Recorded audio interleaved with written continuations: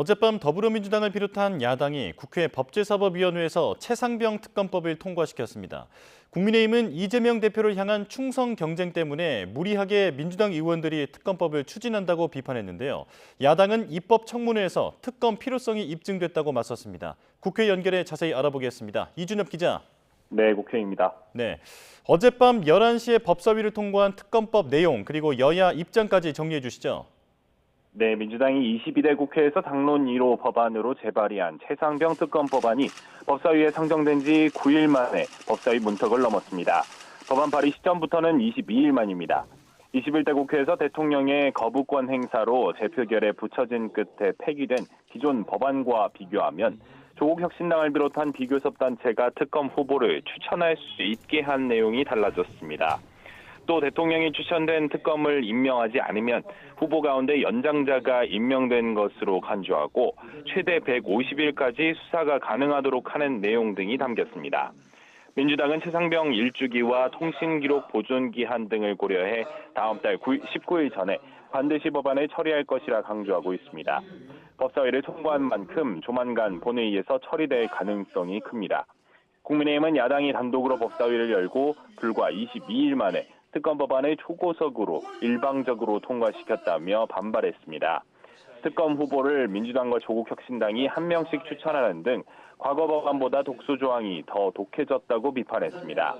어제 야당 단독으로 열린 최상병 특검법 입법 청문회에서도 민주당 의원들이 증인들을 윽박지르고 협박했다고 비난했습니다. 수사가 한창 진행 중인 사안을 정쟁으로 끌고 왔다며 이재명 대표를 향한 충성 경쟁에 지나지 않는다고도 깎아내렸습니다.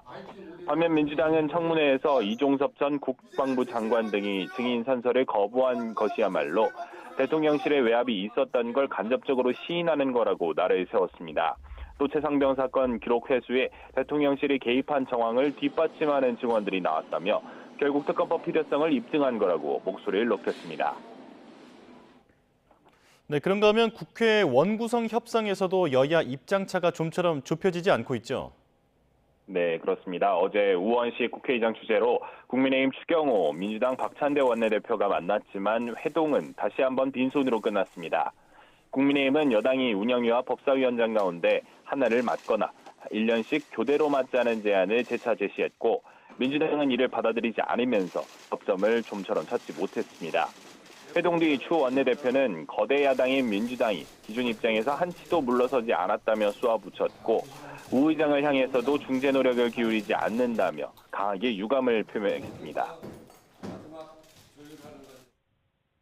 오만하고 무성의한 태도로 일관한 민주당의 유감을 표했고 그 과정에서 국회의장은 어떠한 중재안 제시 그리고 중재 노력을 하시지 않음에 대해서도 반면 박 원내대표는 오는 24일 자정까지 여당이 남은 7개 상임위 명단을 제출하지 않으면 협상 결렬로 보고 원구성을 강행하겠다는 분명한 의지를 우 의장이 보였다고 주장했습니다.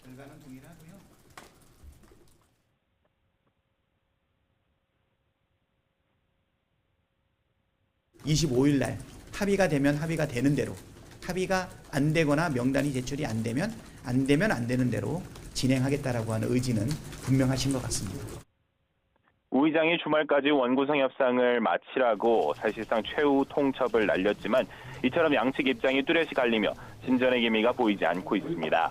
이르면 오는 25일 야당 단독으로라도 본회의를 열고 상임위원장 선출을 마무리 지을 것이라는 전망이 나오고 있는데요. 국민의힘 추경호 원내대표는 오늘 SNS에 원구성 협상과 관련해 그동안 많은 의견을 들었고 선택의 기로에 서 있다며 주말 내내 숙고하겠다고 밝혔습니다. 여당은 협상이 불발될 경우 월요일 의원총회에서 최종 입장을 결정할 계획입니다. 지금까지 국회에서 전해드렸습니다.